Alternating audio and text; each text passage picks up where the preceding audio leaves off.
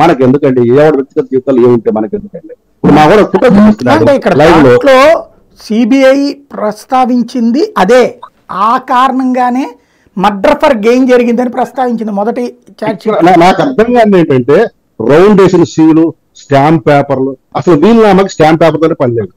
మీకు తెలుసో తెలియదు. సార్ శాంతిప్రసాద్ గారు రెండు డిఫరెంట్ వెర్షన్ మాట్లాడతారు. అర్థం చేసుకుని ఒక లాయర్ తో సంప్రదించండి. ఎందుకంటే వైసీపీ లేకపోతే టీంతో నేను ఈ విషయం మీద లోతుగానే చర్చించాను.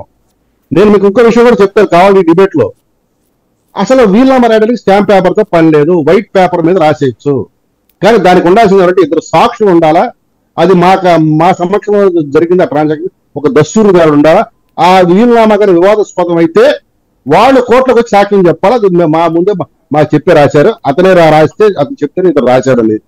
ఒక నోటరీ చేస్తారు. ఎందుకంటే by way of abundant cost కొంతమంది నోటరీ చేస్తారు రిజిస్ట్రేషన్ చేయించుకోకుండా. అది ఒక పద్ధతి. అది అయినప్పటికీ అది డిస్ప్యూటెడ్ వీలునామా అవుతుంది తప్ప అప్రూవ్డ్ వీలునామా అవ్వదు. అది లీగల్ గా ఉన్న అంశం. ఇక ఇప్పుడు పోతే నేను ఇప్పుడు ఒక విషయం చెప్తాను. అంటే ఇది సినిమాల్లో జరిగే హైపోథెటికల్ ఇన్సిడెంట్స్ మనందరికీ తెలుసు. ఒక కేసు విచారణ జరుగుతుండగా కోర్టులో ఏదో మళ్ళీ కొత్త సాక్షులు బయటకు వచ్చినప్పటికీ ఈ వ్యక్తి మీద కేసు కొట్టేసి ఆ వ్యక్తి మీద కేసు ఫైల్ చేయండి అని కోర్టు వారు ఆదేశించి అతను ముద్దాయిగా పరిగణించి అది అరెస్ట్ చేయండి అంటారు. అటువంటి సీన్లు నిజ జీవితాల్లో జరగవు. నిజంగా జగన్ రెడ్డి కేసును నిజంగా మాఫప్ చేయాలనుకుంటే తాను అధికారంలో రాగానే ఆ ఆదినారాయణ రెడ్డినో, ఆ బీటెక్ రవినో, ఆ చంద్రబాబు నాయుడునో ముద్దాలుగా పెట్టేసి ఒక ఛార్జ్ షీట్ పడేసినట్టయితే ఈ కేసు ఎప్పుడో నిలిచిపోయేది. అతను ఎందుకు చేయలేదు ఏంటో ఇది మనకు అనవసరం. అది రాజకీయ చర్చ అవుతుంది. కానీ ఎప్పుడైతే అది కొనసాగి ఈ స్టేజ్ దాకా వచ్చి భారతీ రెడ్డి, జగన్ రెడ్డి అనేది ఎవరి ద్వారా బయటకు వచ్చింది? అజయ్ కల్లాం రెడ్డి. ఆ దాని కూడా ఇప్పుడు విచారించమంటుంది. ఎందుకు అక్కడ రాగానే విచారణ ఆగిపోయిందని ప్రశ్నిస్తుంది. ఇది కదా ఇప్పుడు మనకు కావాలి. మాట్లాడు తప్పలేదు.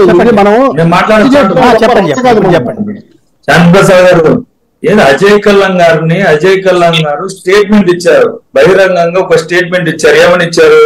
నాకు ఒక సిబిఐ ఆఫీసర్ వచ్చి టీ తాగుదామని వచ్చి పిలిచారు. ఇంటికి వచ్చి ఇంటి దగ్గర తలుపు తట్టి వచ్చిన తర్వాత ఈ విధంగా నీకు ఫోన్ వచ్చిందా ఏంటి, ఆ రోజు జరిగిన అంశం ఏంటో అడిగారు. దానికి సమాధానం చెప్పాను.